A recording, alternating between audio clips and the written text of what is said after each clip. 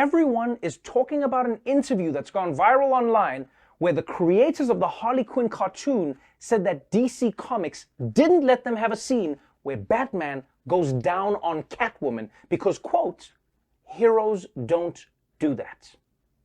And guys, that is the dumbest thing I have ever heard of. Of course Batman goes down. Why do you think his mask ends here, huh? Superheroes tell you what they're into with their outfits, okay? Spider-Man isn't trying to catch anything, that's why he's all wrapped up. Superman's into some kinky stuff, that's why his underwear's on the outside. But Batman, he's ready. It's literally the only part that he has quick access to. What do you think he's gonna do when he wants to get busy? Spend 20 minutes peeling off his rubber pants? No! Right here is go time. Plus, how do you think he got that voice, huh? The dude is hoarse from spending all day down in the Batcave. That's right. So, people are upset about this, but the good news is, for anyone who wishes that they could have seen Batman going down on Catwoman, allow me to introduce you to something called the internet. You're welcome. And here we go. It's the comic book bullies. Man, you come right out of a comic book. It's the comic book bullies. You will bow down before me! It's the comic book bullies. Now I am the master. It's the comic book bullies. It's the comic book bullies. Welcome back to the Comic Book Bullies with Nerds New Bully. I'm your host Leroy, aka Gordon Shumway, with my co-hosts. Okay, this is Eli, aka Old Man Luscious. There we go. And we're back with the episode. And yeah, people have known that we took a vacation last week, but we should actually come back. We're well rested. You took a vacation. Oh, I took a vacation. Yeah, I had to get away from it all.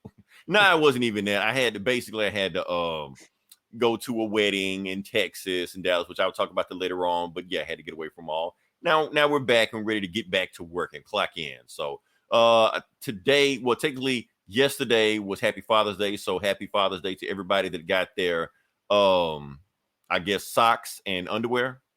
And donuts. I got a donut from... You got a donut. You did get a donut. I saw that. Dunkin' Donut hooked me up with a free number one dad donut. Thought that was kind of... Would you just walk in, just say I'm a dad, and they just gave you one? Well, they say, hey, we're giving away donuts for dads. Would you like one? I'm like, sure. Yeah, I'm somebody's daddy. Might as well. So, oh yeah, so might as well do that. So that's pretty good. I guess we just move to the next thing. Like I said, that was yesterday was Father's Day. Day before that was also now a national holiday, Juneteenth. So I guess we can talk about June. What do you drink? Oh yeah, you drinking Mountain Dew. I'm like, is there like a Juneteenth drink you drink? Okay, I guess the official Juneteenth drink would be. I almost said a racist joke there, but I you can't say it, but I can. I can't say it. I was gonna come up with a drink, but I won't. I will say it because I know you're about to say Kool-Aid. I know you're about to say Kool-Aid. Kool-Aid is the official drink of Juneteenth. See, I can say that. Though? What flavor? There was a specific flavor. Yes, there's specific flavor. The flavor is red. We already know. What flavor, what ingredients is in red? We don't know. You don't want to know. There's two flavors, grape and red. Grape and red, that is it. And on a whole shitload of sugar. That's about it. So yeah. So they decided to make Juneteenth a national holiday. Who made Juneteenth national holiday? I guess these people. So yeah. So good thing for us. Wait, that wasn't Herman Cain in there, was it? No, no. Or is that Clarence Thomas? No, I can't remember that guy's name. I can't remember his name, but he's somebody. But not Clarence Thomas, not Herman Cain, somebody else. But yeah, they decided to make. Now here's the thing: Trump was trying to make Juneteenth a national holiday, but a lot of people say he was just doing it just because he was trying to get reelected and blah blah blah. He was catering. Maybe so. They did this. That. Now, Eli, people are divided on this. Gomer, I think you was in the post when Gomer and I were talking back and forth about it, or you may have been. Oh, I think I saw some of it. Yeah, I saw some of it. Yeah. And like I said, we there's different opinions of it. I've seen different opinions about whether or not Juneteenth should be recognized as a national holiday. I say nothing's wrong with it. I mean, we got Martin Luther King a national holiday. We should have this one. However, I don't feel like the government should feel like they did something. Oh, no. yeah, they basically patting themselves on the back for something that was already going on. Like I said, they made Juneteenth a holiday, like on Wednesday or Thursday, some shit like that. Meanwhile, Juneteenth parties and celebrations and parades were set up months ago. So it wasn't like we were just sitting around waiting for the government to do something. And then when they finally did it, we were like, oh, yes, we did it. We won. No, we were going to do it anyway, But here's the thing about Juneteenth or just anything like that. Now that the government recognized it, I see a lot of Black people kind of divided on Juneteenth now. Oh, now it's a corporate sponsored holiday. Should we even bother celebrating anymore? You're this and that. If you even bother celebrating that, I'm like, oh, we're going with this again. See, I realize what it is, Eli. I'm gonna tell you a secret about Black people. Okay, anytime that we see white people latch on to something that we created, it's out of style for us. We no longer deal with it anymore. So, like, it's the bomb. You never hear a Black person say this shit anymore. We're done with that. I haven't heard that in decades. Yeah, it's the. You'll hear it on Friends or some shit like that, What else? Any dance on Fortnite. You can't do it anymore after that. It's done, So that's the thing. So when the government basically acknowledged that Juneteenth exists, even though we've already known it exists for a long time, now it's just like, do we even want to celebrate anymore? We shouldn't feel divided on it. We should celebrate it. We can still complain and need to take the next steps. Still waiting on reparations, but that's where we are with it right now. So that's what I got to say about Juneteenth. However, here's one more thing I got to say about Juneteenth. Now that the government recognizes a thing, I do not want Juneteenth to become the next Cinco de Mayo. Happy hour at your nearest soul food restaurant while you're wearing, kente cloth, getting specials. We don't need that. Just or St. Patty's Day or Pride Month. Yes. Yeah. We don't want that. Yeah. It's like that meme for Pride Month. I'm something of a homosexual myself. The meme with the William Dafoe as Green Goblin. I haven't seen it, but I haven't seen that. It's fun. Yeah, June 1st. I'm something of a homosexual myself.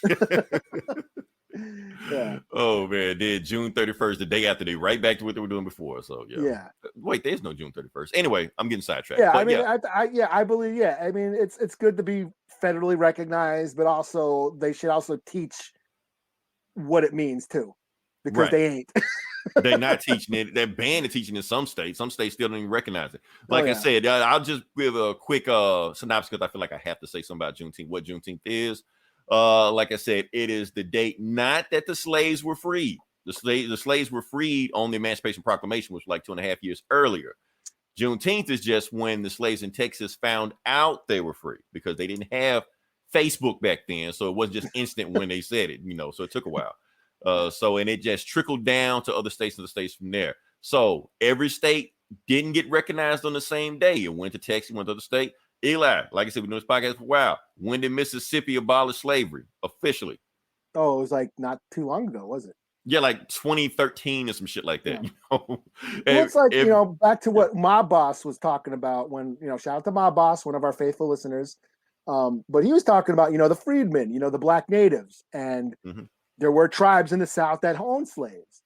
And the thing is about the Emancipation Proclamation is it didn't apply to tribes because they were sovereign.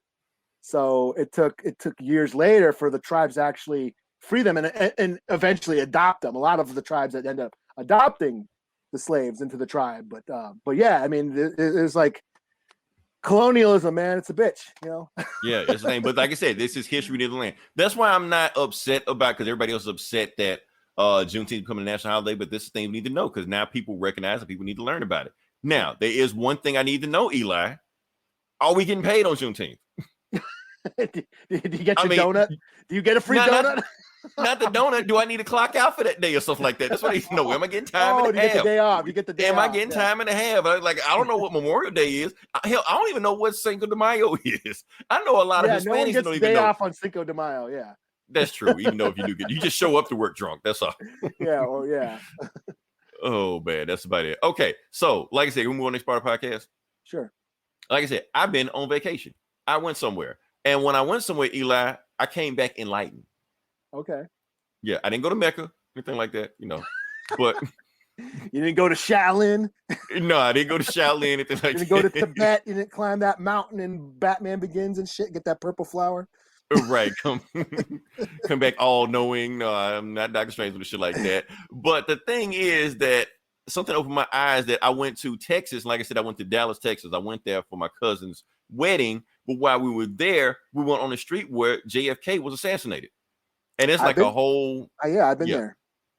I mean, before it's like a whole. I mean, it's just a regular street. You just ride down the street and things like that. But the thing is, it's a whole like a theme park there. Like everybody's selling stuff, and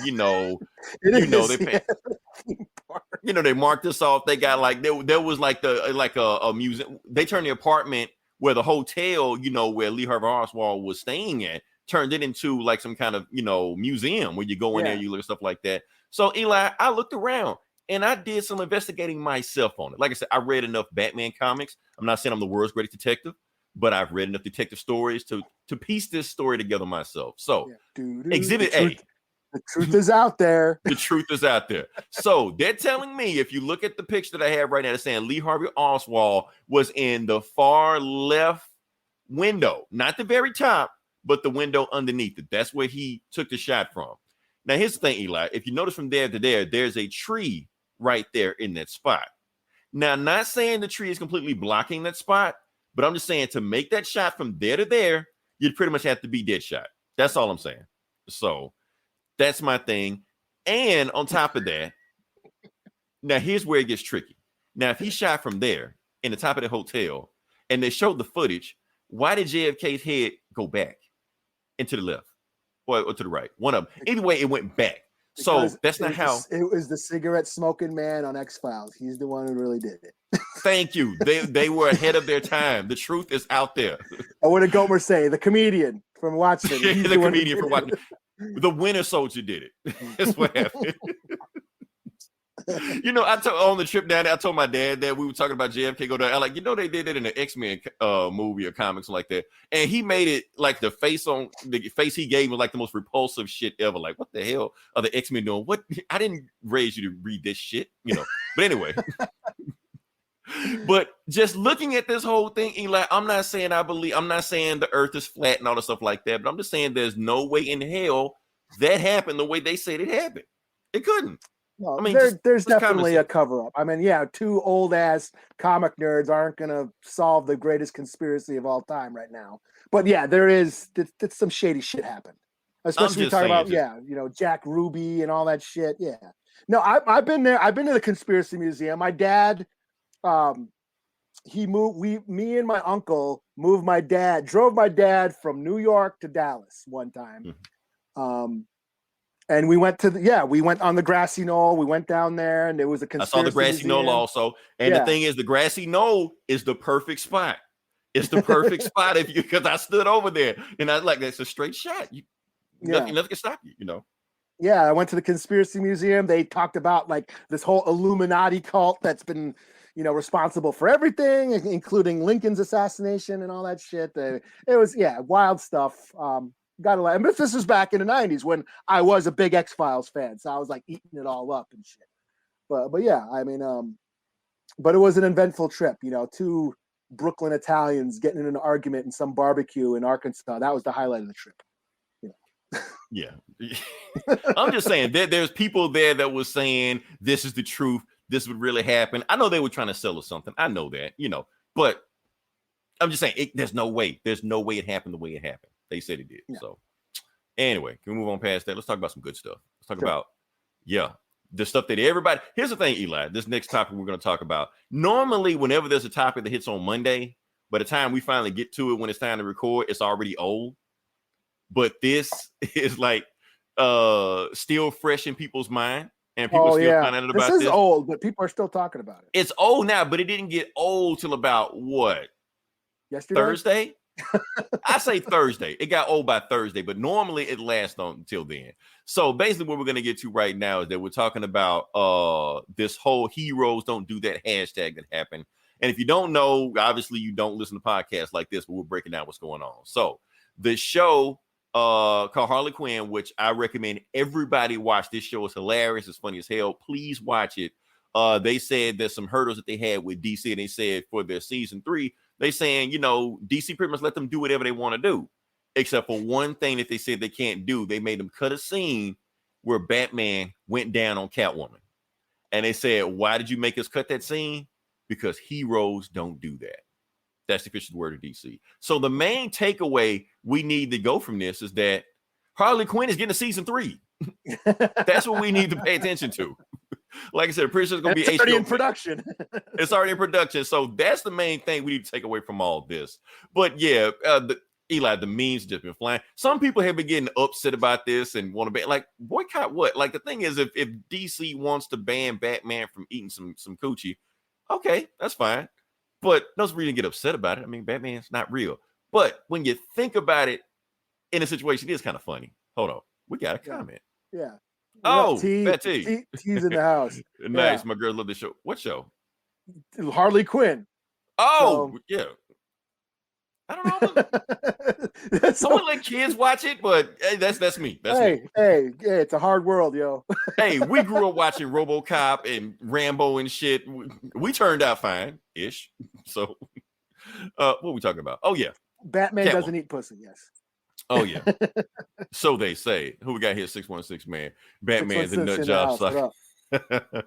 Harley Quinn. Oh yeah, 616. What's going on? So my thing is that, like I said, the memes are flying left and right, and everybody's like, "What the hell is going on with Batman?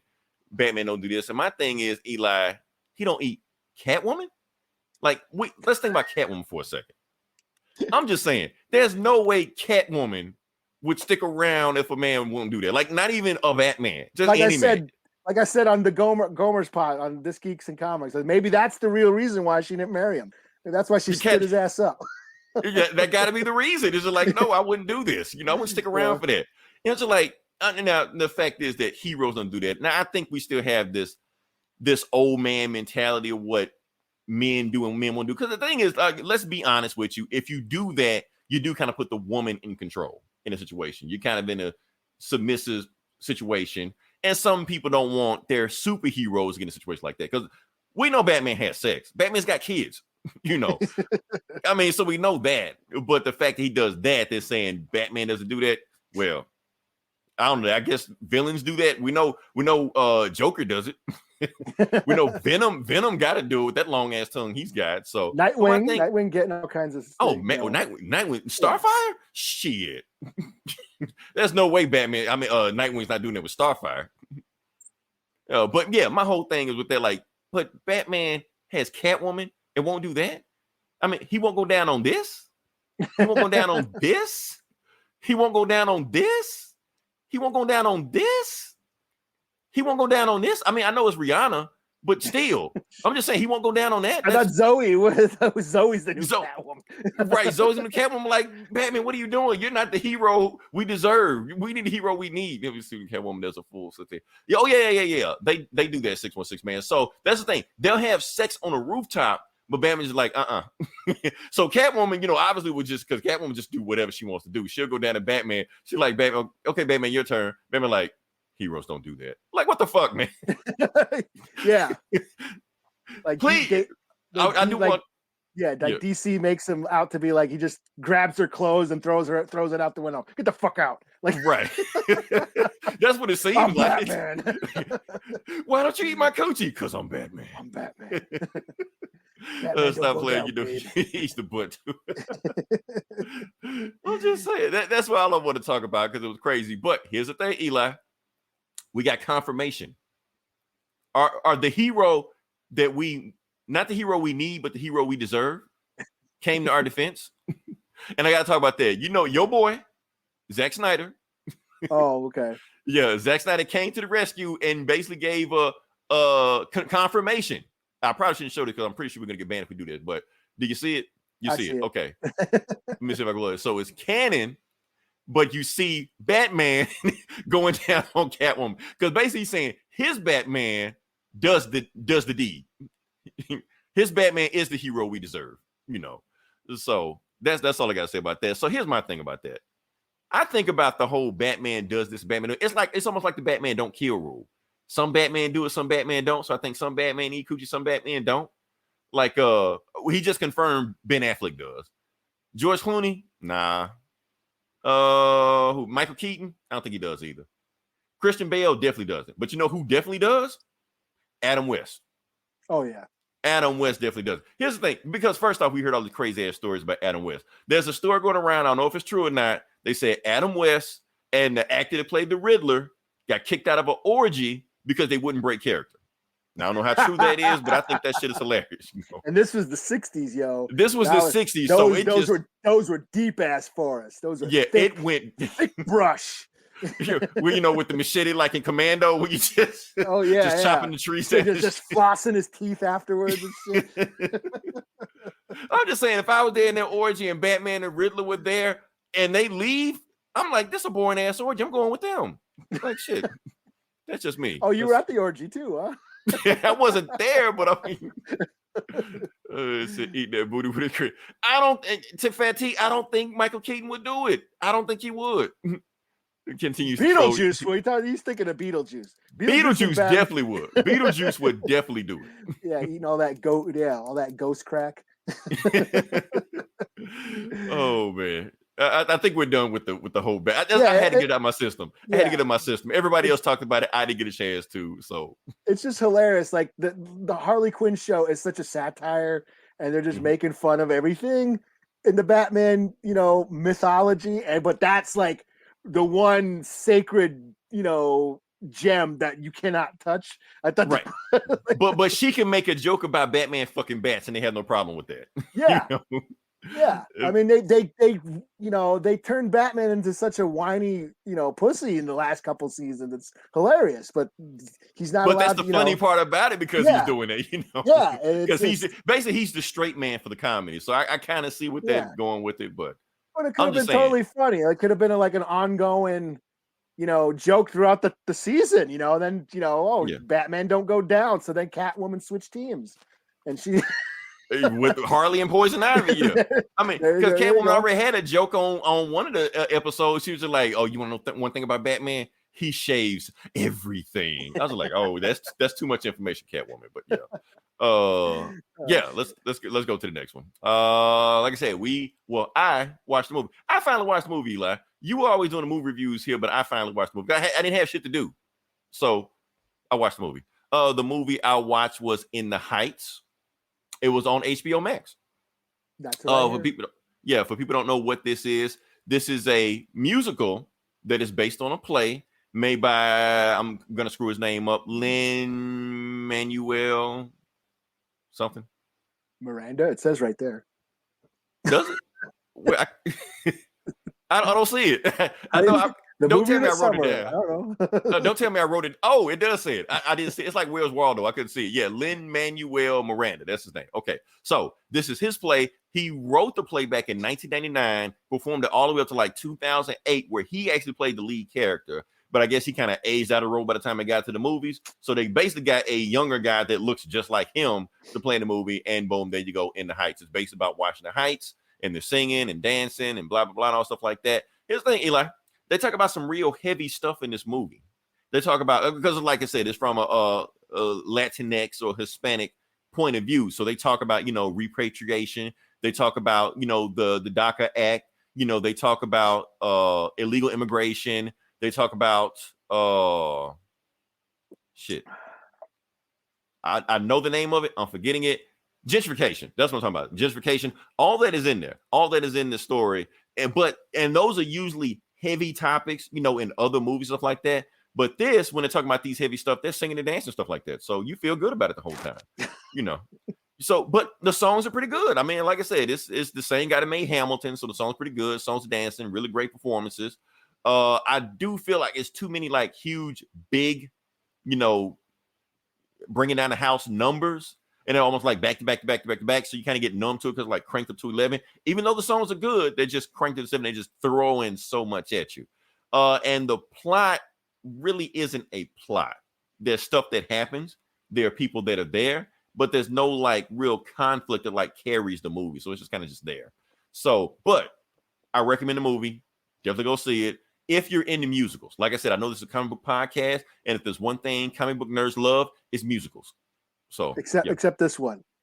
Except, honestly, Eli, when I asked you to watch it on HBO Max, as soon as I sent the text, I was like, I shouldn't do that. I know damn well, Eli, and I'm gonna steal your line, Eli. You're too middle for this shit.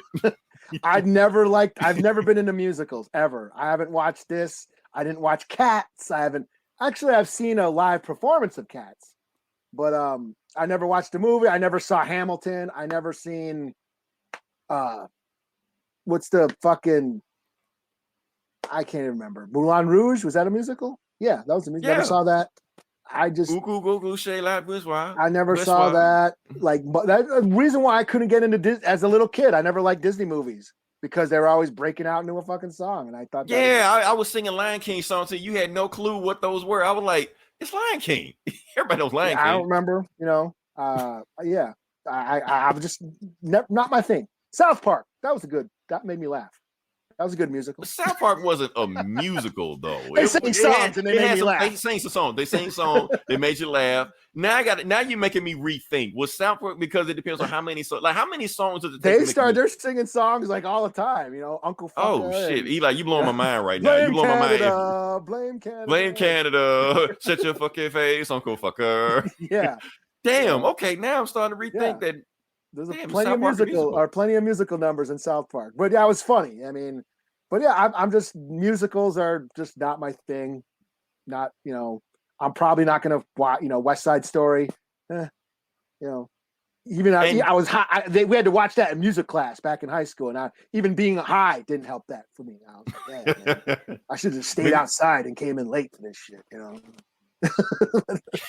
But yeah, I'm just not a musical guy, so that's just me. Okay, so I'm not trying to sell you on the movie. This isn't your thing. If you say, I'm just saying, if anybody that are into musicals, I definitely recommend going to see In the Heights. But I do like shit like Purple Rain, like the live performances. Yeah, I don't mind. That's the thing. Yeah, it's the like Purple a Rain rock rides that line. It's a biopic. It's a rock sort of pick. You know what I mean? But it's live performances. Like, they don't all of a sudden just start having a conversation and then start singing their feelings and shit. Like that shit. I'm not into that. Yeah. I can't knock it. But like I said, if anybody else watch it, you'll enjoy it. I'm gonna watch it again after this podcast. But yeah. But here's the thing, Eli. This movie is under controversy. Twitter has canceled this movie. I heard there's some shit about it. Yeah, I heard. Yeah, they're mad at something. They're mad at something because let me look at that. Lin-Manuel Miranda. I'm gonna say it 5 times. And John M2, whoever that guy is. Okay, so that guy directed Crazy Rich Asians. Okay, which I was like, it was okay. It was an alright movie. It was not a musical. Not a musical. It's okay, but yeah. But that's the whole thing about that one. So he came under fire because they're saying that there's too many light-skinned Hispanics in the movie.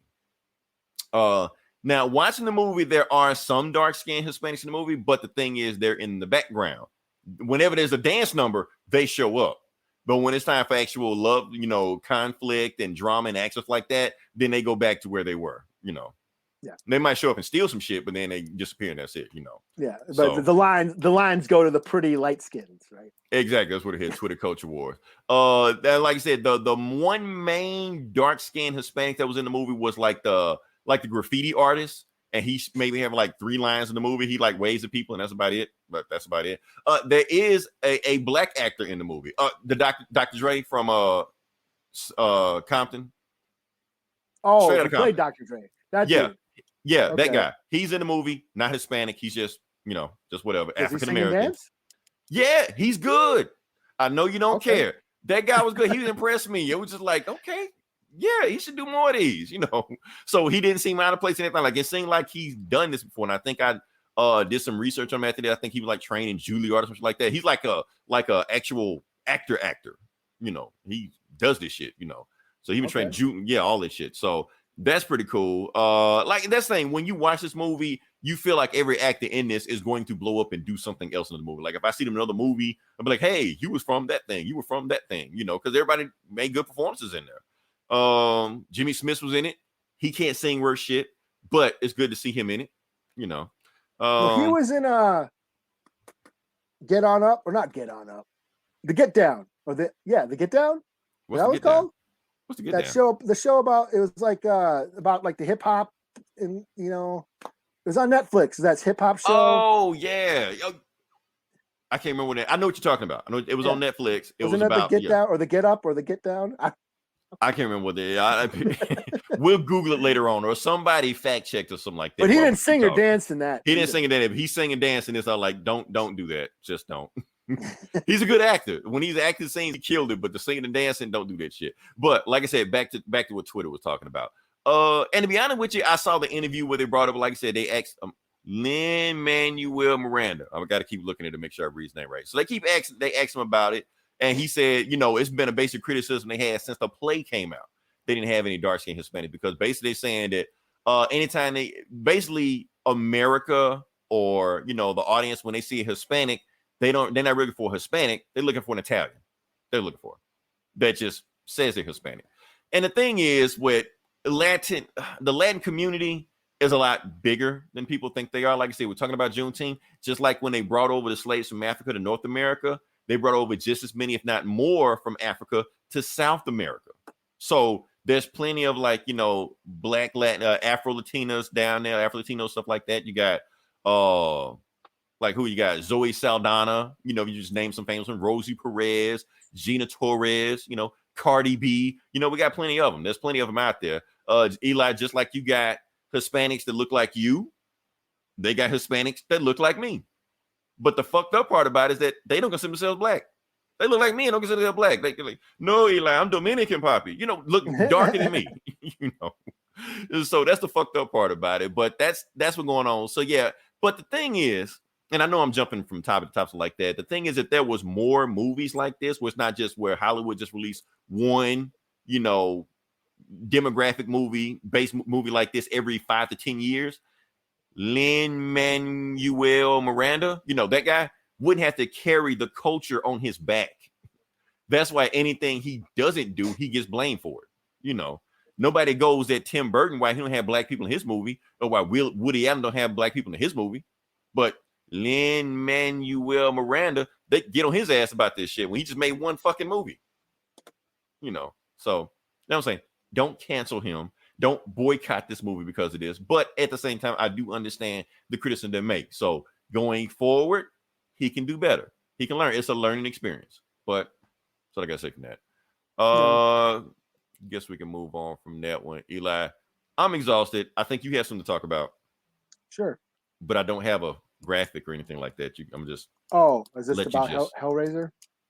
Yeah. Go for it. Go for it. Okay. So it has been announced that they are making a Hellraiser reboot. Another one. They announced a few years ago that there's a Hellraiser TV series going to be on HBO Max. Oh shit! When's that coming? I don't know. I know they shot a pilot. I heard that they were it was a go, but or it was Hulu. It was supposed to be on Hulu. I don't know. They were making a series. The guy who did Trick or Treat, he made one of the Godzilla, the King of the Monsters movies. That dude, Krampus, he was in charge of it. But I haven't heard anything more about that. But now they're making another movie, a Hellraiser movie, rebooting it, and it's reported that this woman is going to play Pinhead, Odessa Azion. Is that her name? Your guess is good as mine. Yeah. Anyway, yeah. So this woman is playing Pinhead in the new Hellraiser reboot. Hold up, Fat T. No, fact check us, Fat T. Let's see. I heard Wes Craven. Whoever it's it. not Wes Craven. No, Wes Craven passed away years ago. Yeah. I got on the shit back to this. So he's talking Clive Barker. He's getting Clive Barker is the guy who wrote The Hellbound Heart, which was the book that Hellraiser was based on. He also directed the first two movies. Yeah, Clive Barker made the first two Hellraiser movies, and those are the only good ones. The rest suck. Okay, that must be the one that 616 Man is talking about. The other ones. Yeah, let's see if I can get to this. I got an image, so let me go to that. Let me see if I can find it. Where did it go? Did I get it? Where is it? Okay, here it is. Let's get that up there. Is that Odessa chick you're talking about? I am trying to. Okay. So now, because there's been reports that this female Pinhead is going to be in the new Hellraiser reboot. There's been some controversy over it. Oh, they're gender swapping. The Hellraiser is Pinhead is It's this the iconic woke version. Yeah. Yeah, Hellraiser is this iconic horror movie. Pinhead's another iconic horror figure in horror culture. Blah blah blah blah. They're fucking it up. Woke this, woke that. But in the original novel, Pinhead was a female. She was a female demon. So somewhere along the line, Clive Barker, who is gay, openly gay, I think he was experimenting with gender when he made the movie, because the Cenobites are very S&M, the imagery is very S&M. But also in the comics, I've read a bunch of Hellraiser comics. At one point, Kirsty, the girl from the movie, she becomes a Cenobite and takes over Hell as Pinhead. And and here we go. So there you go. Okay, hold on. Let me. Okay. So a female Pinhead is canon. Okay, so that's what I'm saying. So that was in the movie, or that was in the comics and in the original book. Okay. So the original source material, Pinhead, the Pinhead character, was a female. Interesting. Yeah, I think, like I said, because Clive Barker is openly gay, I think he wrote these characters to be sort of gender fluid. And the early 90s, that probably didn't translate very well back then. So in this day and age, maybe they're going in a new direction. It's a new era. So I'm like, whatever. I enjoyed, like I said, I enjoyed the first two Hellraiser movies. The rest suck. And I did read some of the comics. I'm a fan, I guess. So I'm excited. I'll check it out. So. Nice. Okay. Yeah, trying to see what we got next from there. I had to bring up some quick video game news for a second. I don't have a graphic or anything like that. E3 was this weekend. I didn't get a chance to watch it because I was busy tied up doing stuff. However, hold on, what we got here? Yeah, hey, Fat T, don't act like you with that big titty vampire chick on Resident Evil, where dudes just want to step on me, please. Don't be like that. Yeah. Batman go down on Pinhead. Oh man. So like I said, E3 happened this weekend. Bunch of video games came out that I don't give a shit about. Only thing I care about is that Smash Brothers, which I don't care about, which I find interesting, that Kazuya Mishima is the next character coming out. So I thought, like, whoa. And he's gonna have the same move set. So my old ass can get on there and beat the shit out of my nephew because there's a character that I know how to play with on there. So I thought that was pretty cool. Teach him how to play real fighting games, not that bullshit. Yeah, like I said, move on to the next part of the podcast. Like I said, this is the Comic Book Bullies, where we talk about comic books. And Eli, you have a full load. That's what she said. So yeah, I'm gonna let you start off with whatever I got. Halo. And Fat T, my thing about Halo is that it looks like Halo. That's the problem. Oh, Battlefield, Fat T, Battlefield 20, whatever. Get that shit. You love it. Thank me later. Well, okay, comic book. Should I start out with Venom? Oh, yeah. We were reviewing comics. I forgot. Wait, Venom? Yeah, Venom. Oh, yeah, you did talk about Venom. Okay. Well, not yet, but you talked about it earlier. Are we doing comics now? Are we done? We're doing comics for our comic book podcast. Yeah. Okay.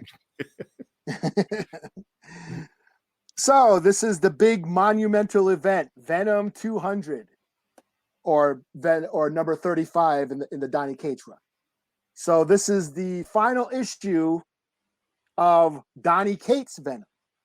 So Donny Cates, as you well know, retconned Venom a couple years ago, turned it into this awesome fucking thing that I followed for a while. I followed to issue 20, right around the island of the symbiotes. That's when I kind of jumped off it. But then I came back for the King in Black run. And this is the final issue, Donny Cates' final Venom issue. And it's a big, thick, girthy book. You know, You got your money's worth of it. It was $8, and it's like, yeah, it's like 80 pages. So it's worth, you get more bang for your buck.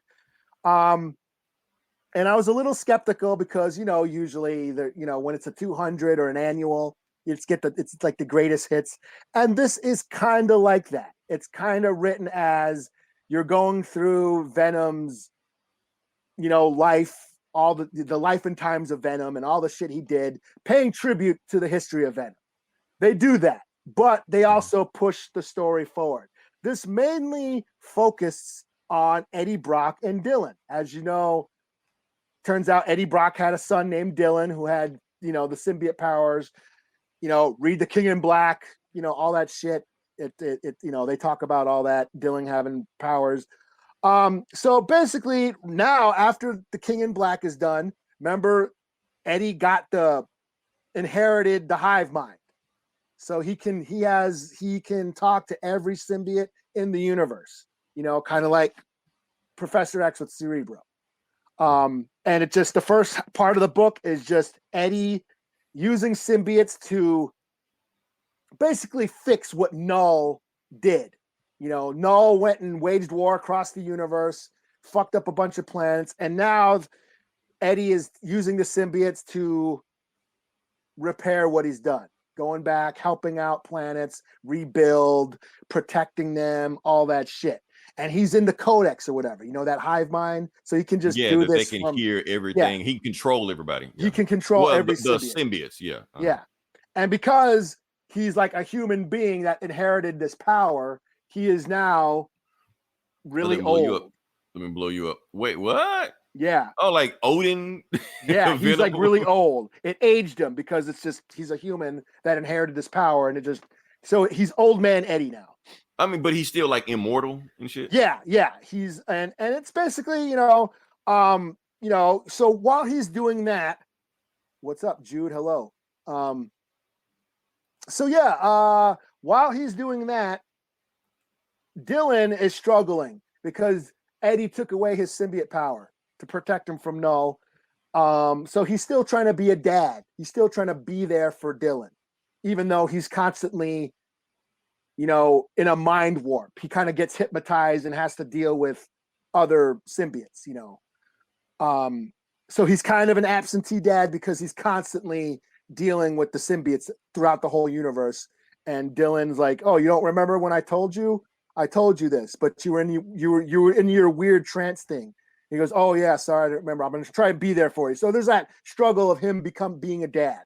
He's losing his humanity the more he becomes a god. Yeah. And of course, Venom, the Venom symbiote, he's the one who broke away from the hive. He kind of protects Dylan at school.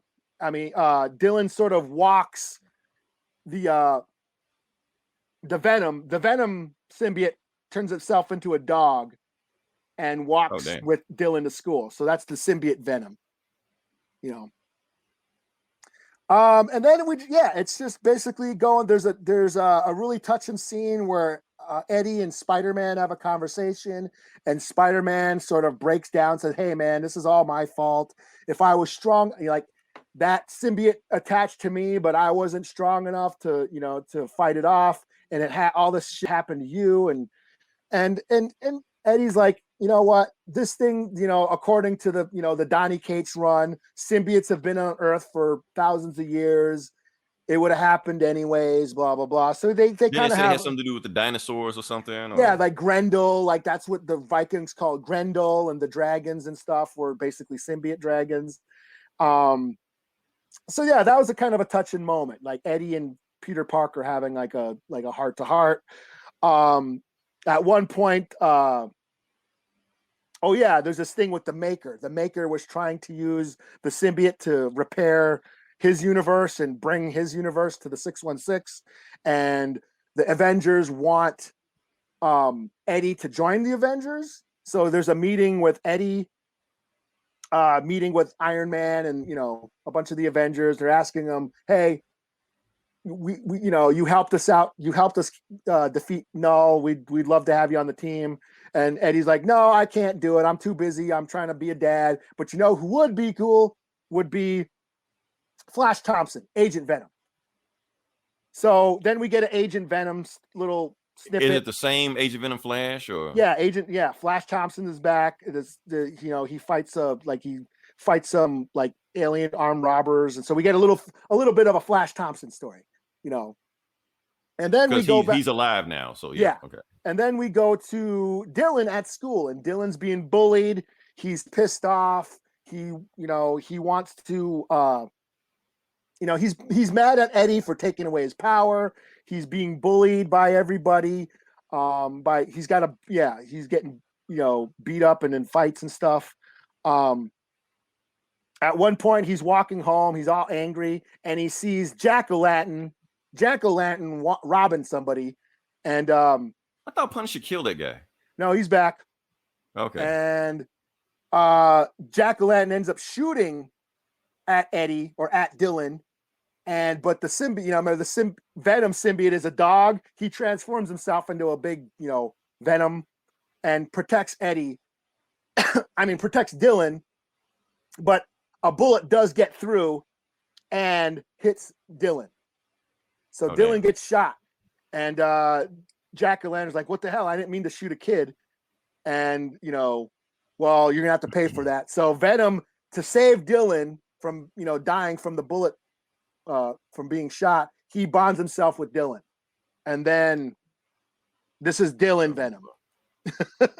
Okay, so that's what I was thinking. I was like, eventually he's gonna become Venom, but you're saying he becomes Venom at the end of issue 200. Yeah, and then he beats up. So Dylan Venom ends up. Yeah, here's him beating up Jack-o'-lantern. Did he kill him? Should have killed him. Punisher did. So it looks like it. It just says thunk and then and all that shit. Probably it's off panel, so you don't really get to see it. And then Eddie shows up, and he sees Dylan with Venom, and basically Dylan's like, "Hey, Dad, I'm sorry, I didn't mean to, do this. I didn't mean to, get into this fight and all this stuff." And Venom's like, "Yo, I had to save him. He would have died." And Eddie's just like, "You know what? I get it. I took away your power, all that stuff. But you know what? This symbiote is bonding with you. Go ahead and have at it." And he's like, "Thanks, Dad." He's like, "Well, I hear there's a robbery over across town. Go get to work." And so, yep. Last panel. Hold on. It's okay. Yep. Oh, and the adventure continues. Okay. Yeah. So, but like Kid Venom, though, right? Yeah, it's basically Kid Venom. Yes, Kid Venom. And he's also like, you really want to use the chains? Because he's got chains now. Tommy McFarlane's going to sue for that shit. If they... Yeah. And Dylan even says, like, Eddie's like, "Isn't the chains a little bit too much?" And he's like, "No, I kind of like them. I've been reading a lot of old school comics, and I like the chains." So, so yeah, it was pretty good. It was a nice sentimental like send off. We're evolving. This is how Donny Cates took Venom as a character, took the Eddie Brock character, and sort of evolved them. Made you care about him, gave him a little bit of humanity, gave him a son, gave him something to care about, not being this pissed off loner, because he started out as a villain, but now you actually care about Eddie. And I thought that's pretty cool. That's how you retcon something. That's how you reboot a character. And that's like, this is an example that this can be done to any character now. You can take a character that no one cares about or whatever and turn them into something, evolve them and flesh them out and make them cool again. So right, it all depends on how you write it. That's all. Yeah. So yeah, this is fuck it. I'll give it a 5 out of 5. I really dug it. It was a thick book, but it was enjoyable. I actually enjoyed it way more than I thought. So. Yeah. Plus, it was an awesome run too. Like I said, so they cranking out these Venom movies left and right. They need to, look at this Kate's run. You got yourself a movie. Yeah. What do we got here? I know this isn't along the lines of comic books at all, but I read Motocross. You're right, it is not. But appreciate you for listening. Yeah. If you're still here, you probably dipped out by now, but whatever. Donny Cates Venom run, one where right. Like I said, it was awesome. Some really big shit went down. I never put Venom like on a Thanos Space Quest type level, but Cates put him there somehow. Yeah, so. He was just sort of a secondary. Well, he was a cool Venom. Like when he first came out, he was a cool character, like this really cool Spider-Man villain. And then they try to hero him up and turn him into a good guy throughout the 90s because that was the thing. Let's make good guys or bad guys into good guys. And he kind of got watered down, and I wasn't into that. And I remember when the Donny Cates #1 dropped, Venom #1, and I was like, I bought it, but I didn't read it for a while. It was like sat on my pile for like a couple months, and then I finally read it. I was like, "Whoa, this is cool!" Then I ran out and got the rest of them because it had been a couple of months, So yeah, and it turned out you to put be me really on cool. too. You hear? Her? Well, glad. I'm pretty sure there's an E at the end of it. Glad you're still here because I said he wasn't here, but he's still here. So glad you're still here, June. If we ever do if there's ever a motocross comic book that ever shows up, we'll review it. Ghost Rider. Read some Ghost Rider. Oh shit! I was just talking hypothetically, Eli. I didn't want you to give an answer. But if you're into motorcycles, yeah, Ghost Rider. I mean, technically, yeah. It was right there in front of me. I didn't think about it, but yeah, you're right. Yeah. Oh, should I? Oh, I'm up. Okay. Yeah. Okay, so I guess I'll do this one first. Normally we go with the big epic shit that came out, but since Juneteenth was 2 days ago, we're gonna do a special book this week. Because this week Milestone has finally came back, and they're actually officially back. DC is putting money behind them. They want to see, and they're gonna start with their flagship character, which is Static, not Static Shock. Static, that's his name. So basically, the comic book company that he originated from is back, and they started releasing them. It's just a mini series, but that's where we're going from. Here's the thing, Eli. Technically, I got this book for free. Did you? I paid for it, but I got it for free because it's the thing. All the Milestone titles are coming to DC Universe Infinite. Oh, okay. Yeah. So DC Universe technically is gone, but it still exists in spirit. Basically, it's just nothing but comic books now. But they're releasing them day one. So the day they're released in the stores, they're being released there also. So yeah, let's just crack into it. Let's see what we got here. And I'm gonna just start with the book.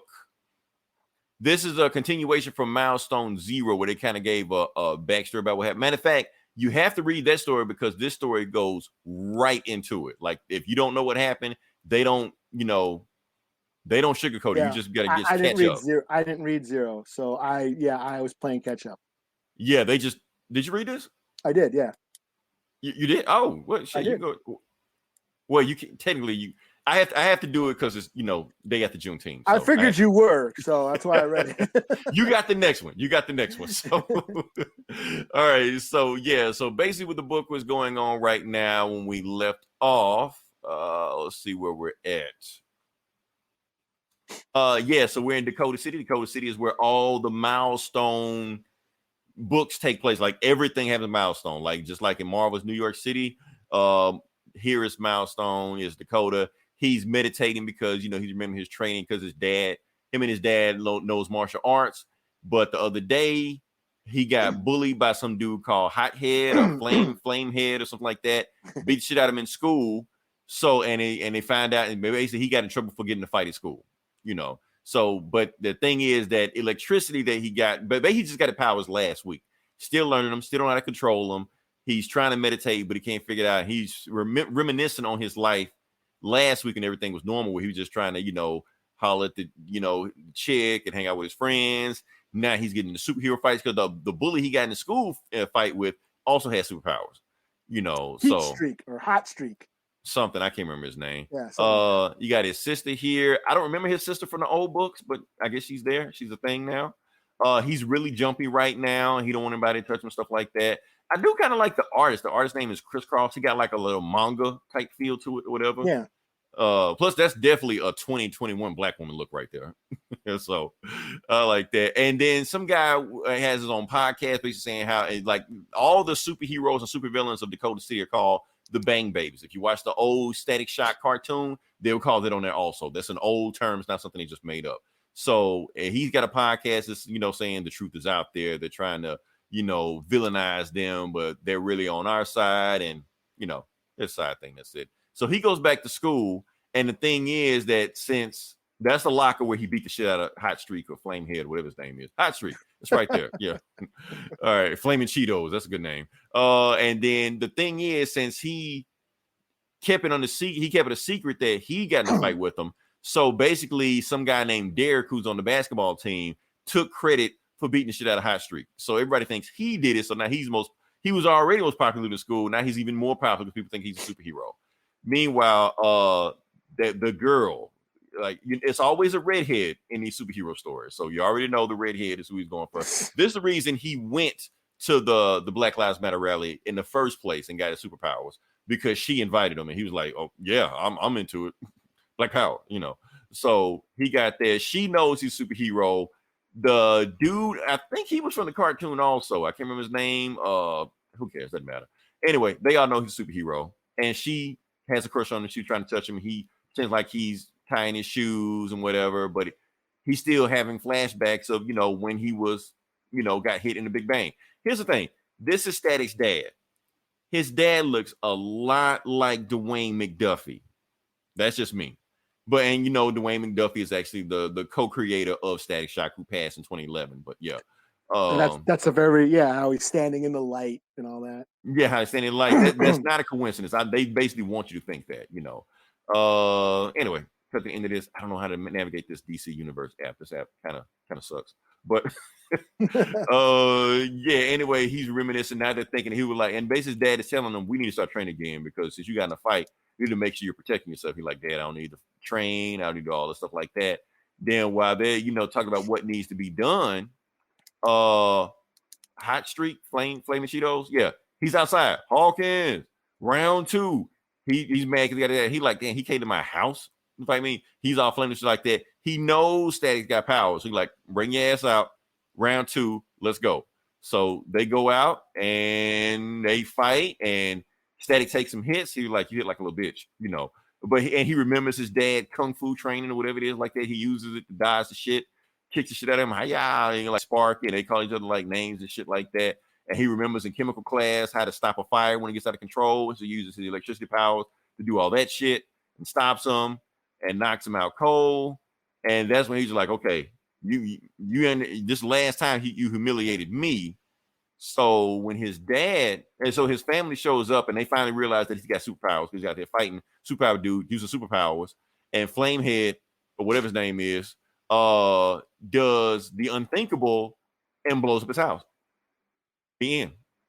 Yeah. So, and while he's like, burn, bang, baby, burn. That's the story. So it was cool for for an intro story. It didn't just wasn't a barn burn or anything like that. It just knocked my socks off. It was just your normal, typical superhero story. It's getting his feet wet, I do feel like the Static books from the 90s grabbed you a lot better. But like I said, Dwayne McDuffie wrote that, and Dwayne McDuffie was a fucking genius. So I can't knock him for that. So overall, a good start, but I'm kind of waiting for Icon and Rocket to see what they do from there. So, all right, I got to go. It's 12 a.m. right now and training for the big race. Oh, you're in motocross. I thought you just liked motocross. Oh, you got a race. Good luck. Is he like somebody famous? I wonder if we're like, give us a sponsorship. Are you on ESPN or something like that? Can you give us a shout out when you on Well, good luck, man. Kick some ass. Hope you win. Yeah, let us know. But yeah, that's what I got with this book. It was okay. It was all right. I wanted more. I wanted to be more than what it was, but I got to be honest. I got to be objective. Yeah. It was what it was. So yeah. What'd you think? Like I said, you read it. But... I mean, it's a superhero book, man. It's Spider-Man, but it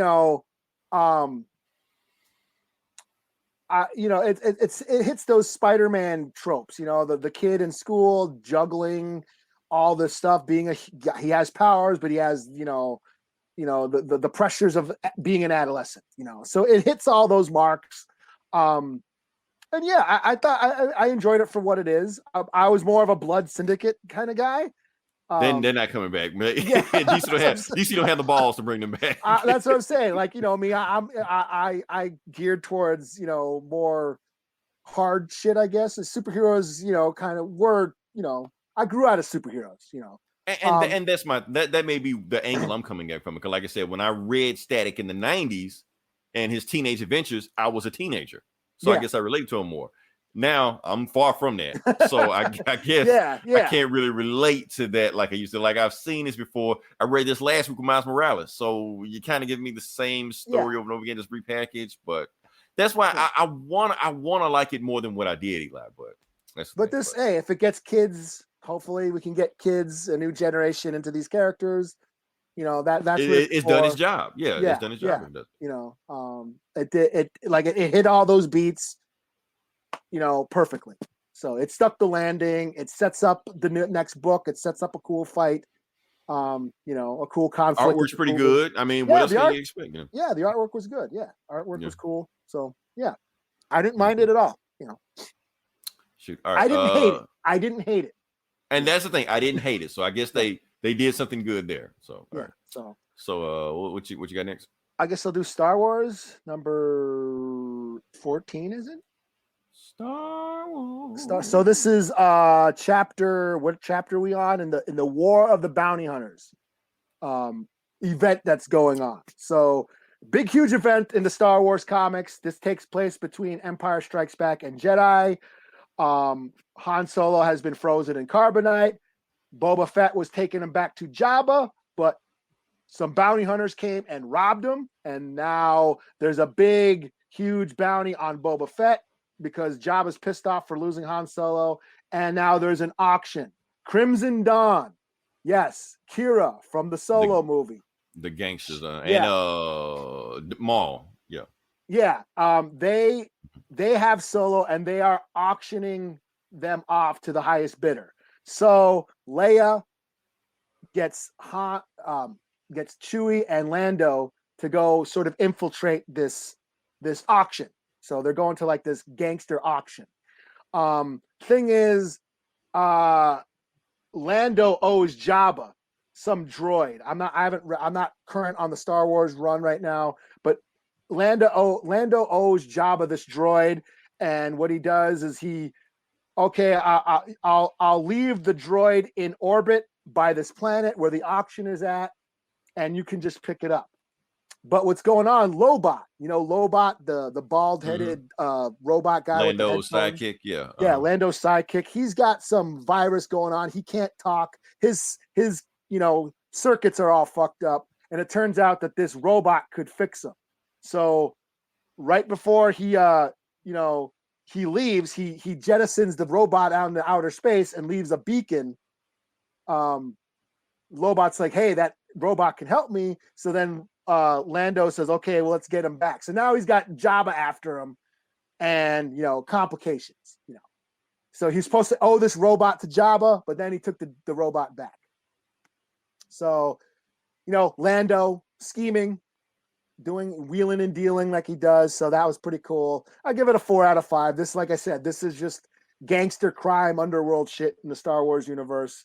And I'm following the main books because this is tying over into Vader, Dr. Aphra. But I'm only following the Bounty Hunter book, the Star Wars book, and the actual War of the Bounty Hunters comic. So, right. Yeah. So and this Charles Soule is writing that main story. Charles Soule is he on this one, or is this Greg Pak? Who wrote this? Yeah, Soule is in charge of this one. Yeah, and he wrote the main Star Wars, the Bounty Hunter book. So yeah, this is cool. I enjoyed it. Cool. All right. So next book I'm going to do is, which book I normally should have done first, but let's go ahead and knock this out. This is the end of this run. This is Heroes Reborn number 7. For those who haven't been keeping up what's going on, basically Marvel is just doing DC books right now. So they just taking knockoff characters that have been in their books for like decades, make Justice League, Avengers don't exist. This is issue 7 of 7. So this is the last issue of this crossover run, whatever you want to call it, graphic novel or whatever. But that's the thing. So basically how the book starts off, and we starts off with a flashback. Basically starts off, and it's the thing. I think what they're doing, they're basically putting like all the DC heroes in the Marvel universe, like actually going through Marvel events.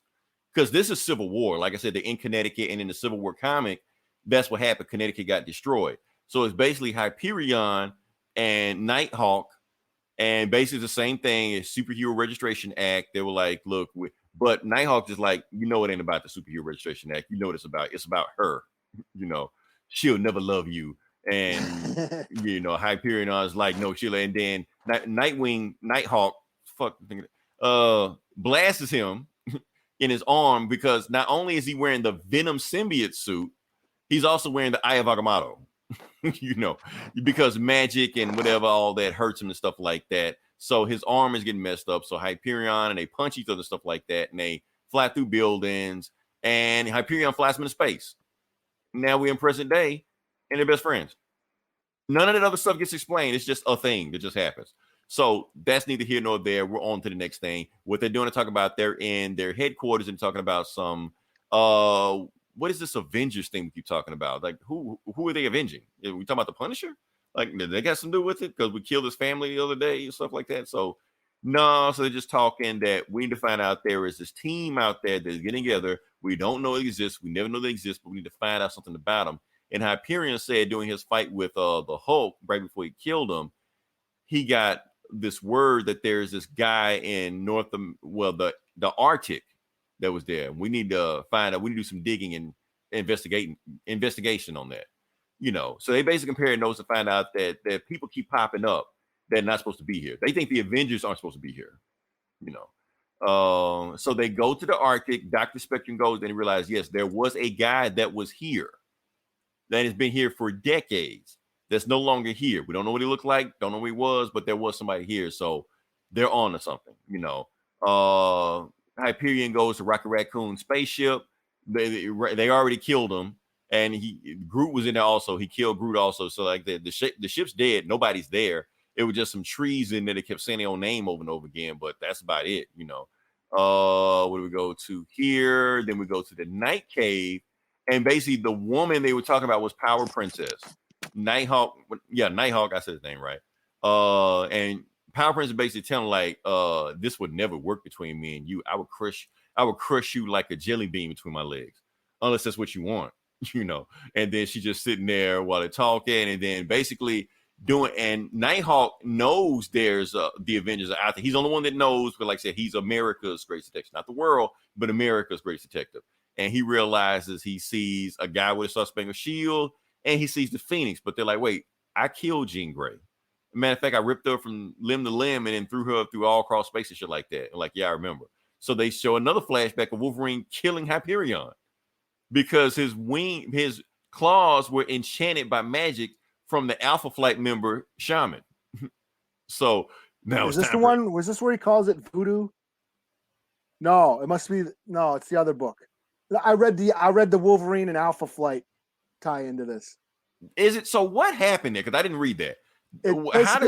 It talks about the war that it talks about the war that they had where the squadron in America invaded Canada and all that shit, and how they fought. It was like this big war, and then Sasquatch like betrays the team in order for them to live, because they were going to kill the Squadron Supreme was going to kill them, and and he kind of sells them out so Canada doesn't get destroyed. Hyperion, or no, what's his name? The Spectre guy, the Spectrum Dr. guy. Spectrum. Dr. Spectrum. He flies Wolverine to some out planet way the fuck out in the universe and leaves him there. I don't know if you can breathe out in space or whatever, how your healing factor works. You'll probably die, but if you don't, you ain't gonna bother anybody here. And then leaves Wolverine on some planet. Wow. So how did Hyperion live then? I forget, but yeah, at one point, because Sasquatch fucked up, like sold them out. Shaman didn't enchant Wolverine's blades, so he didn't. He thought he did, but he didn't. Yeah, but in that book though, and you can tell that it wasn't Jason Aaron writing it. But Wolverine called Shaman's magic some voodoo bullshit or something. He don't say it is. Because like I said, in this book, it's just Wolverine just stabs him, and then that's it. Like, you don't see what happens after that. Yeah. Weapon X and Final Flight. That's what the book was called. Ed Brisson wrote it. Yeah, because it was like a war between America and Canada. We were like, these are greatest. Canada is America's greatest enemies. I'm like, Shaman okay. enchanted my claws with some sort of magic voodoo that lets me slide right through how Hyperion skin like soft butter. So, Wolverine referring to Shaman's magic as voodoo is kind of shitty, I thought, but Oh, well, but you can't blame Jason. You can't blame Jason Aaron on it. So yeah, it was Ed Brisson who wrote that. But Wolverine is supposedly Lakota. Was adopted in Lakota according to canon, and that is canon in Marvel. Isn't he like a ninja or something? Or he's everything. He was, but he was in the tribe. He helped the Lakota tribe back in like the Hudson Bay Trading Company days, and saved the tribe and married an Indian woman and all that shit. And that is canon. So okay, well, back to the story. Okay, yeah. But this is an alternate universe, so who knows? Yeah, yeah. Like I said, they don't explain any of that shit in this book. It's just Wolverine stabs Hyperion, and then he on to the next thing. So they're out in space, and Nighthawk is just like, "Why are we out in space?" Because I'm trying to collect. I'm trying to get this radiation from these minerals that came to Earth thousands of years ago, but nobody has seen them except the last person that saw these minerals was Howard Stark when he smuggled them out of Africa. But the same signature I'm getting in space, that same signature came from Africa yesterday. So something isn't adding up. So like I said, we're in Ravencroft, and basically this is great. This was great. So you saw, this shit was great. So Power Princess and the Blur are talking to the Green Goblin, and he's basically just saying, I make people do things they shouldn't do, just like you, Power Princess, when you brought that virus back to from man's world back to your utopians, you killed all your sisters. And she's like, okay, that's enough of that. Fuck you. And then she punches a hole through his chest. And this shit was hilarious after that. She was like, I don't know why the hell Nighthawk put up with this guy. I don't get it with you guys and your rogues galleries. You boys and your precious rogues gallery. Yeah. She just killed him and just walked the fuck off. See, now this is straight from Wonder Woman, because Wonder Woman told Superman the same shit. Like, the reason I don't have a rogues gallery like Batman or Barry or you, Superman, because when I deal with them, I deal with them. That's it, So like the Punisher. Like the Punisher. She just does away with that shit. This, like I said, this was the Dark Avengers thing, but they did it with Harry Osborn. You can almost say this is almost like Lex Luthor, and this is a flashback. That's why she just killed him, but he's still there. It's flashback. You see, what do you see here? Moon Knight, Sentry, Valkyrie, Ghost Rider, or Ghost Runner, or whatever. Ghost Runner, Ghost Raider. Yeah, he's a runner. Yeah. No runner. He's a track star. Valkyrie. Okay. Valkyrie. So yeah, basically the Dark Avengers thing that happened like 2009 and was like that. So they're all talking, and it basically like, we call them the big three, because in here they're the big three, and he's like, if they come down, there's like some kind of kinky ass throuple, I'm leaving this team, and basically just like they're saying, we're not going to tell the government, we're not going to tell the president what we're going to do, because he needs to have plausible deniability, because if he knows, they could be trouble for America. But what they don't know is that President Phil Coulson is listening into him the whole time. So basically they go to Africa, and they basically talk about the last president that was assassinated, President Nick Fury, who was the Howling Commander-in-Chief, and basically in Mephisto we trust. So everybody looking for Mephisto. Mephisto has been here the whole time. Stop looking for Mephisto. So yeah, he's there. And they also talk about One More Day, where the Blur sold his marriage to Mephisto with Mary Jane, and that's the thing. So they're in Africa. Basically, every energy signature they found. Look at that Hawkmobile. Oh yeah, is that the Nightmobile, Hawkmobile? Yeah, yeah, the Hawk Tank, the Hawk Buggy, the Hawk Buggy. There we go, because they got those big ass wheels on it. So they know something is there. They know something is there, but they can't find it, and that's when they realize that. Then it opens up, and they see Wakanda. They were like, so Wakanda is real. And that's when the Avengers step out and they say, oh, so you're America's mightiest heroes, huh? I don't think so. So you got Captain America, Black Panther, Blade, Phoenix, who is, Echo, Thor in his old school costume. And yes, that is a baby, Starbrand. So they have a baby on the team. Yeah. I'm not going to explain the baby. They have a baby on the team. So, and here's the thing. So since President Coulson knows what they've been doing, his chief of staff, you have the vice president, Thunderbolt Ross, and his press secretary, J. Jonah Jameson, is basically saying we need to do a spin campaign on this to make sure that the Avengers are treated like bad guys, to make sure they don't know. So while they're talking, Phil Coulson reaches to his, desk and shoots the shit out of him, so, because the thing is, nobody can know the Avengers exist. That's the thing. So why do I let this hellhound walk out of the shadows, basically say you did the right thing. I gave you this world you wanted. We're almost where we need to be at, he shoots him again because he starts moving. I think it's Thunderbolt or J. Jonah Jameson. I can't remember who it is. But anyway, Coulson shoots his ass again. And basically saying, don't worry, what we'll do is that use the same thing. We got you to do what we did before. And he pulls out and he worships, the hellhound, which we know is Mephisto. And he pulls out the Helahedrix, Hadron, Pandemonium. Yeah, Helahedron. The Pandemonium cubes, not the Cosmic Cube, the Pandemonium cube. So obviously it's from hell, So basically that's how Coulson made this world it is now, which would explain how Coulson is even alive, because Deadpool killed him and he just popped back up for no reason. So obviously he sold his soul to the devil, and that's why Coulson's still alive. So it's all that was very, very Nathan Wind Violator from Spawn. Yeah, it makes sense. So so that's why he's in charge of Squad Supreme and also like that. So so like I said, the story, I thought we were gonna get some big conclusion. I didn't know there was another story after this story. Yeah, the return, the hero's return. So that's gonna that's gonna be the last issue, the big battle. I felt like I got hoodwinked, Eli. I felt like I got bamboozled with this one. I'm thinking like we're gonna get something big one, and then no, this is a setup for the last issue. I'm like, so everything goes back to normal next issue. Yeah, and we know it was gonna happen. Yeah, they're gonna beat him. They're gonna go back to normal, and it's gonna be a thing. So, but like I said, it's not the journey. Well, it's not the destination. It's the journey. Yes, I'm good, and I'm kind of over it by now. I mean, I'm glad that we're gonna be done. I'm still digging it. I'm still digging it because, like I said, these tie-in books, I haven't got into it. Yeah, Mephisto's selling for Redcon. I didn't know about the whole Wolverine going to another planet, or Alpha Flight screwing each other over because Canada is scared of America. Honestly, I'm digging it. Give me a few more.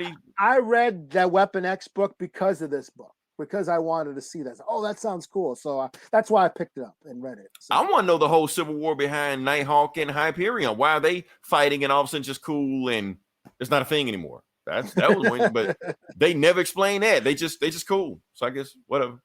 All right. So what you got?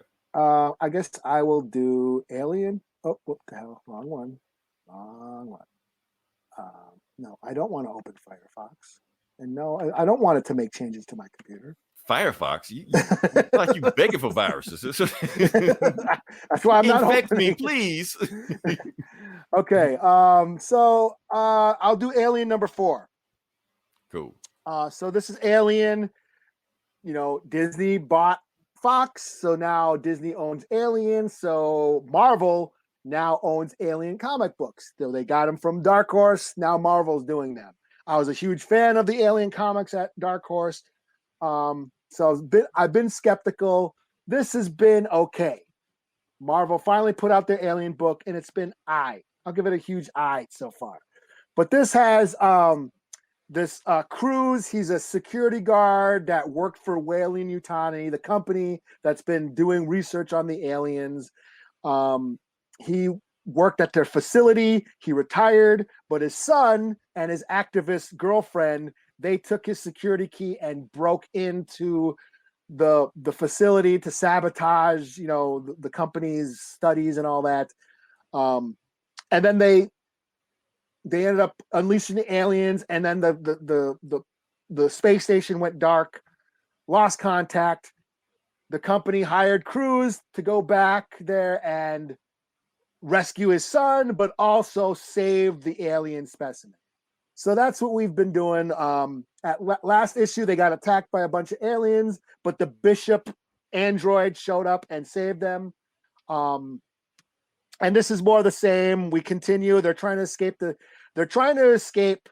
the space station, but he's trying to find his son, and he's trying to find the alien specimen to take back to the company. He goes into a hive, the alien hive, where they incubate the people and put put the face huggers on them and lay the egg in their chest. That's where he finds his son. His son has been incubated, has a face hugger on him. He's like, oh shit, he's gonna die. So he's contemplating shooting him.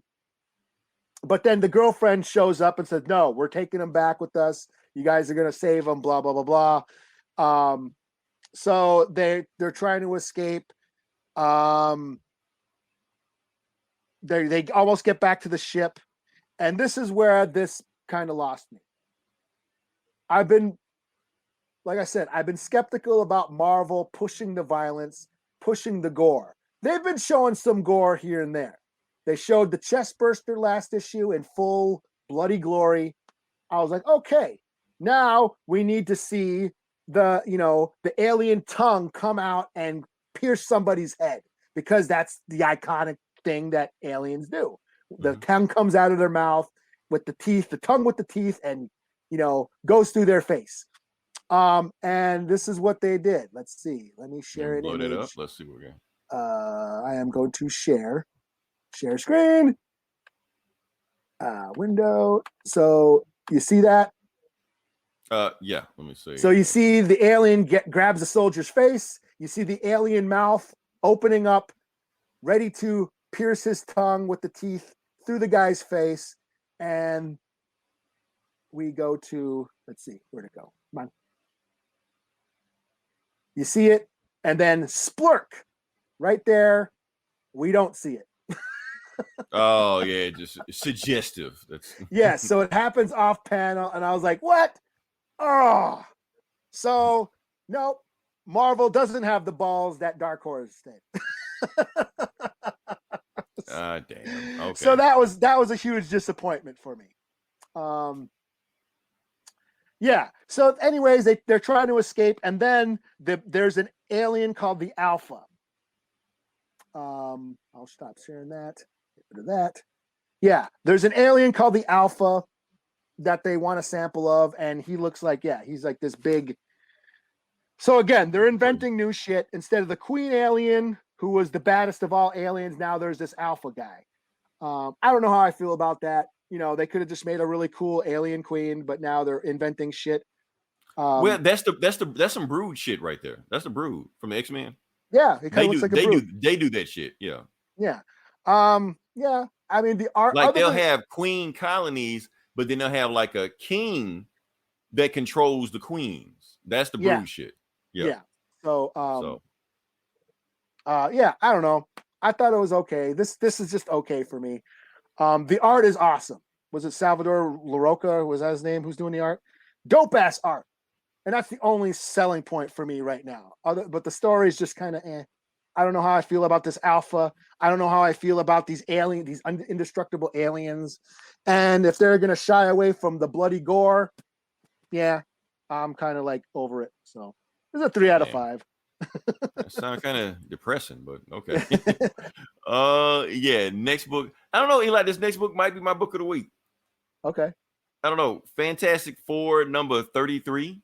No shit. Okay. Yeah, I think it might be my favorite book this week. It was like I read it. It was like it delivered on all, but I don't know. I have to review it and see if I still feel the same way. Because sometimes when I review shit that I liked at first, I reviewed them just like, you know what? That shit kind of sucked. But Brood versus Alien Dawn the Replacement. Well, that's the thing, 616 man. The Brood was just a ripoff of the aliens. But now that they have the aliens, like, what do you need the Brood for? So it's like, I don't know. So why did you read this? I'll tell you why. When I review it, you'll know why. Okay. That's why. I don't want to spoil it for you yet. Like I said, this is let me put it in there. Okay, so this is the second part of the Bride of Doom. So Doom is getting married. So that's the thing. And not only is he getting married, the Fantastic Four are his groomsmen. So they're in the wedding. And the reason they're in the wedding is because Doom has no friends. So it's like, since I have no friends, I might as well invite my enemies, my worst enemies. Because technically, Reed Richards is the closest person to him, even though they hate each other. So fuck it, be my best man. But anyway, let's get to the story. What do we got here? We're going to get to it. Okay. So going to it, like I said, Doom and the woman he's marrying is named Zora, but I think her name is Victorious. They're in Castle Doom, whatever like that. And basically, it's the day before the wedding. It's being served by the Doom boss like that. And he's just like, why are you being so quiet right now? He's like, I don't think I'm worthy of this honor of being your wife. He's like, look, I know your secret. Don't worry about it. I know you're not native of Latveria and you're really from Simcaria. That's okay. I conquered that nation the other day, so they belong to us now. So technically you're Latverian. So cheers, and he takes off his mask, because I want to make sure there are no secrets between us. I want to share everything with you. She wears praise Doom, endless Doom and stuff like that, so yeah. So we go to the Fantastic Four, and basically they're talking it over, stuff like that. So yeah, Reed Richards is his best man. And Ben Grimm is like, you know what, if you're gonna be in the wedding, I might well show up at the wedding also. And because here's the thing, Doom said anybody that shows up to his wedding is a clean slate with him. So anybody that comes to his wedding, he no longer has a beef with you. So if the Fantastic Four shows up, they have a clean slate with Doom. Doom won't bother him anymore. They're like, cool. So Reed Richards, his arch enemy, has to show up. Otherwise, he's gonna piss Doom off. Doom hates Ben Grimm because Ben Grimm made the ship that fucked up Doom's face to begin with, and somehow Sue Storm showed Doom's face to the world. I didn't read that story, whatever like that. But anyway, she saw the future, and Doom holds a grudge 6 years later. So she like, if he shows up, Doom won't get pissed off. So basically, the only person Doom isn't pissed off at is Johnny Storm. So Johnny's just like, look, if y'all going, I'm gonna come anyway. Plus, if the Doom handing out get out of jail free cards, shit, I might well take one too, just in case, So basically, they said what's going on with the kids. Tell Franklin and Val they got to stay at home, guard the base, stuff like that. Val's pissed off because I wanted to go see Uncle Doom again and go to his lab. And Reed's like, look, you can go to, we'll build a lab when I come back. They're like, you gonna build a death ray? Like, no, because Uncle Doom got a death ray. So I want to see his, Thing and Alicia, they adopted the Kree girl and the Skrull boy, or vice versa, like that, and basically tell them to stay at home. And they all gonna. So basically, they left the kids, and they left the kids with Alicia, and they all go in there. Johnny is calling his girlfriend to be his +1 to Doom's wedding, and she's like, "Nah, we broke up. Don't call me anymore. I'm going back to my alien planet. I'm getting the fuck away from you, because you ain't shit, Johnny Storm. So yeah, so that's the thing. So they fly off. They go to Latveria. Doom has his Doombots going to there. They meet him. Doom's got 2 pet tigers there. Basically, Doom says that since you're here on the island, we have a truce. I will not try to kill you while we're on the island. While you're on the island, everything's cool. So you don't have to bring any weapons, and I won't have any weapons on me. So it's cool. So, and this is the fucked up part about it. Sue Storm asks, okay, so Doom, if everything's cool, why did you plan the wedding on the same exact date of reading my anniversary? You're like, oh, did I do that? My bad. I forgot. So, and yeah, he fucked up Thing's wedding also. And yeah, going past that, skip that shit. Yeah, right here. Oh yeah, this part right here. So, like I said, since he's the best man, Reed Richards has Doom's wedding ring, and Sue Storm is just like, what about the wedding ring? Should we do something to it, bug it or something like that? He's like, no, Doom gave his word that he wouldn't do any fucked up shit to us, so I trust him. And Doom is spying on him through the ring. He was like, you know what? Since they trust me, I'm destroying my lab, all my death rays, all my planet destroying systems. I'm kill all this shit, destroy everything. They're like, but Master, we got this one thing. What about the Armageddon? We haven't finished building it yet. And if we don't finish it, it could blow up, Latveria. They're like, okay, get rid of all the weapons except for that one. I'll get rid of that one after the wedding. But until then, that's it. So they out there celebrating. The wedding is here. There's parade through the streets of Latveria. And T'Challa shows up. So he's there. And also, Namor is there. So before they do anything, Ben Grimm stands between here like, look, y'all chill. I know y'all got beef. I know it's a thing. But this is a good time. Stay at Doom's place. And because Namor actually considers Doom a friend. Black Panther just think like Latveria and Wakanda relations just need to get better, stuff like that. But anyway, they're at the wedding. So you see everything that's going on. And Ben Grimm is actually bringing Zora down the aisle. And that's because her father's dead. She was like, I'm honored that you let me do that. And she just like, well, my dad was a spy for the warring countries, so they buried his body. I don't know where it was. I'm glad he's dead. And she's like, well, damn, you and Doom are like a perfect match. So they walk down there. The kids love them. And Doom's like, okay, Pastor, hurry this shit up. He's like, yes, my Lord. So while they're doing all that, he's like, do you take this woman to be your awfully wedded, whatever? And Doom is just like, by the blood of my ancestors, yes, I do. And I will curse any man that brings any harm to her or try to take her from my side. And while all that is going on, Sue Storm looks at Johnny and he's squirming in his seat. She's like, what the fuck's going on here? So she looks at Zora and Zora looks back at her. She's like, oh shit. So Zora says, okay, hold on. Stop the wedding. Doom, I got something I got to tell you. I got into entanglement with one of your greatest enemies. Entanglement. Yeah, she got entangled with one of his greatest enemies. And it was Johnny Storm. And it was like, what the fuck? So Namor is laughing his ass off. He's laughing. That's funny. Because everybody. And then Doom is just like, what the fuck? And then, the Fantastic Four are like, Johnny, what the hell? Thing is just like, Storm is like, I can't believe this shit. And so he smacks him in the back of the head. So Doom is fucking pissed. He like, you brought this shit. And that's the page I skipped. They actually explained this shit early in the story, which I feel like they shouldn't have. They explained early in the story that they had a thing. And that's why his girlfriend broke up with him, because she knew what Johnny did, So that's when Black Panther, Namor, and the Dora Milaje going to where like, yeah, we know Doom is pissed, but we need to make sure that, that they're still our friends. We need to stop this shit before it gets out of hand, but before they can do anything, they all get hypnotized and punched. They can't move. The reason they can't move because that blinding light that was behind Doom and his altar was actually hypnotizing them, so they can't do anything. And Reed was like, hold up, Doom. You gave your word you wouldn't try to kill us. It was like, no, I gave my word I wouldn't attack you. I didn't give my word I wasn't planning to kill you. That's the difference. But now you did this shit. You basically cucked me in front of the entire world. I'm killing everybody. Everybody got to go. And then while they're doing that, Ben Grimm is just like, Reed, before we die, I got to tell you something. What? It's really important. What is it? I told you so. So basically he knew Johnny was going to do some fucked up shit at this wedding. Or maybe he just knew the wedding was going to go to shit. One or the other. I don't know what it is. But anyway, Doom's robot's about to kill everybody, to be continued. So yeah, I just like this book, man. To me, it was hilarious as shit. Johnny Storm was just quiet the whole time. He was squirming in the seat. I just thought that was hilarious. So yeah.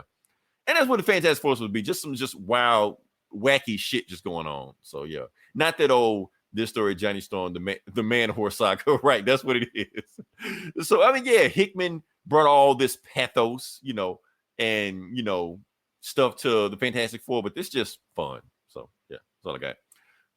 What you got next? You know what? Are you booked out yet?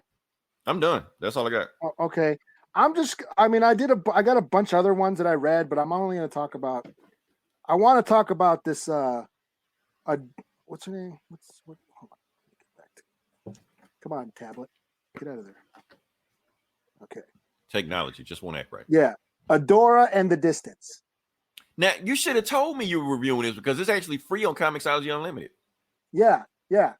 So I didn't know this that, is yeah. Mark Bernardin, who does the Fat Man Beyond podcast with Kevin Smith. He does like Battlestar Galactica podcasts, and he's written for Star Trek and some TV shows and stuff like that. Ariella Christiania or Christentina, Brian Valenzuela, and Bernardo Bryce. This is Mark Bernardin's book that he wrote basically about his daughter. So it's not like a fantasy story or anything? Or? It's a fantasy story about this girl named Adora. She's like this orphan who shows that it's some fantasy realm with pirates and knights and all that stuff. So it's this fantasy realm. But she's like an orphan who just kind of shows up, on the doorstep of this prince. And she's being raised in this, this kingdom. she's learning how to fence. She's learning, learning science and all this stuff. And she keeps having these nightmares about this thing called the distance. And it's kind of like this storm, this dark storm that's coming and that will destroy everything. Kind of like the nothing in a never ending story. It's kind of like that. And it turns out this distance, this storm, it seeks people who have these dreams, and these dreamers have to go face it themselves. So her and like a fellowship of the ring, her and a bunch of warriors go on this journey to go face this storm. And it's basically, it's a hero's journey. They meet pirates. There's a volcano that blows up. They get into some fights. People are scared of her because they think she's bringing this storm. A bunch of them die along the way. It's an adventure tale. But she's like the chosen one in this. She's kind of like, she's a dreamer that the distance is after. And she finally gets to where the storm is at, and she goes to confront it.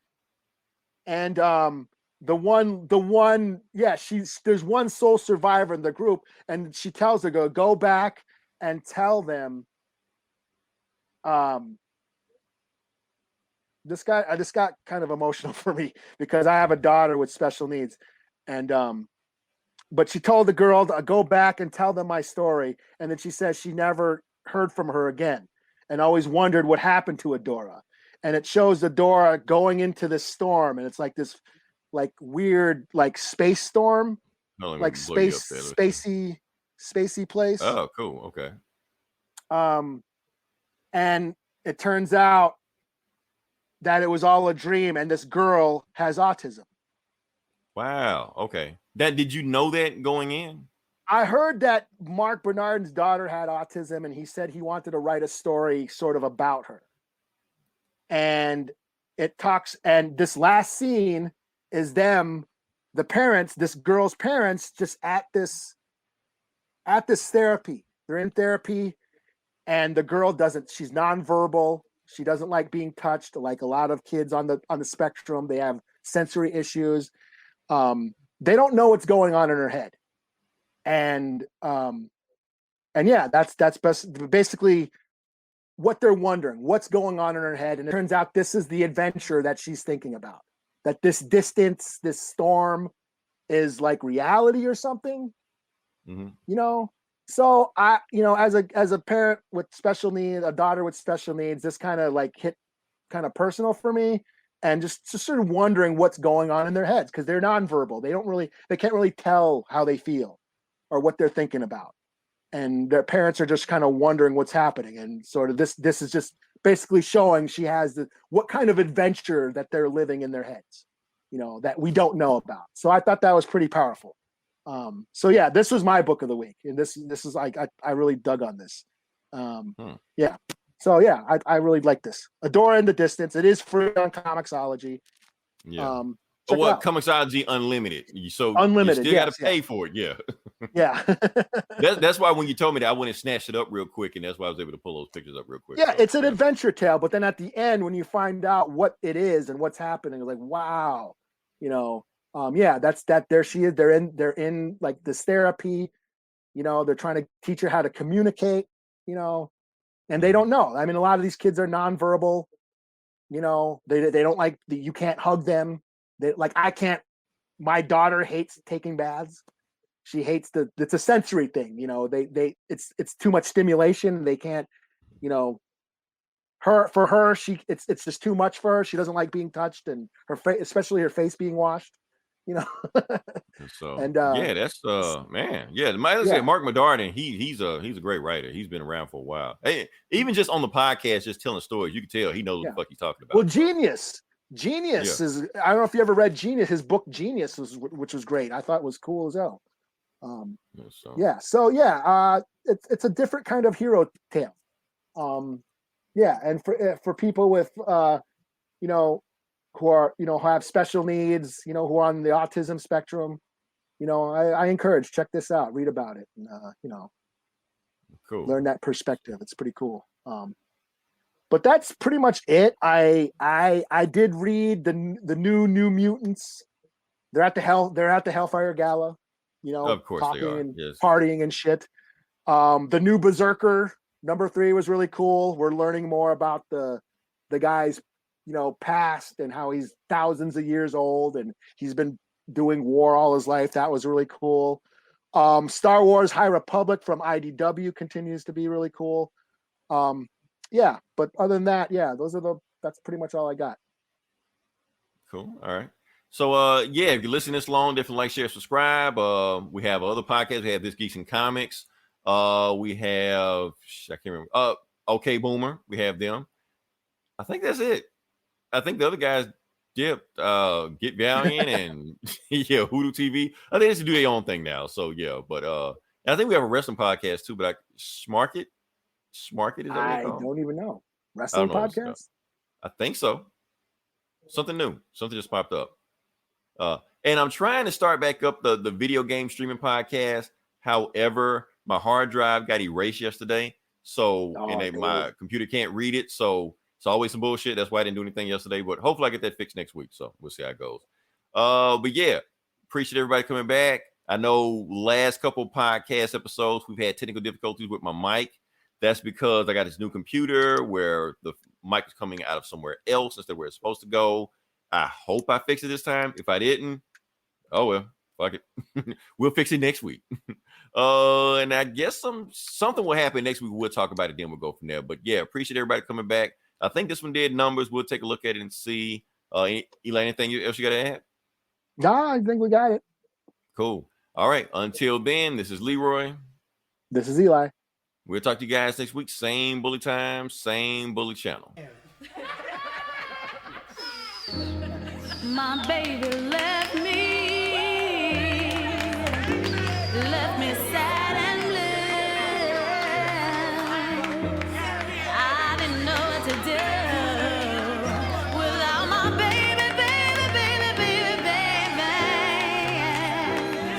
And then I met his best friend,